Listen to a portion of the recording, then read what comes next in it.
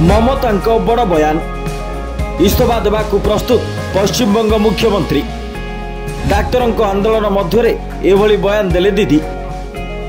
लगातार द्वितीय दिन पर आंदोलनरत डाक्तर माने पश्चिमबंग मुख्यमंत्री ममता सह आलोचना करने को न आसवा पर ममता बनर्जी बड़ बयान देइछन्ति। से कहते जे लोकों स्वार्थ तथा न्याय पाई मु इस्तफा देवाकू प्रस्तुत। एक विवृत्ति रे ममता बनर्जी कहते जे कोलकातार आरजीकर हॉस्पिटल रे ट्रेनिंग डाक्तरों बलात्कार और हत्या को विरोध करुवा डाक्तर सह आलोचना करने को सरकार प्रतिश्रुतिबद्ध। तेबे अधिक किछि न कही ममता डाक्तर मानक एही आंदोलन को राजनैतिक उद्देश्य प्रणोदित एवं वामपंथी समर्थित बोली इंगित करछन्ति।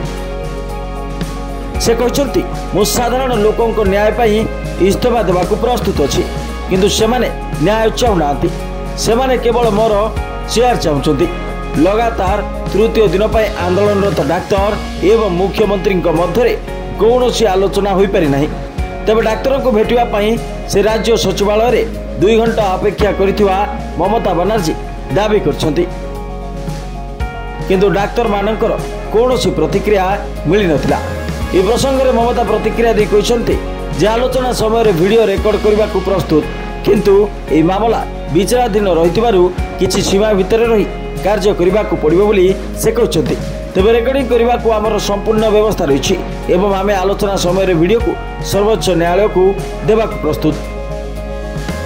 Report rising Odisha.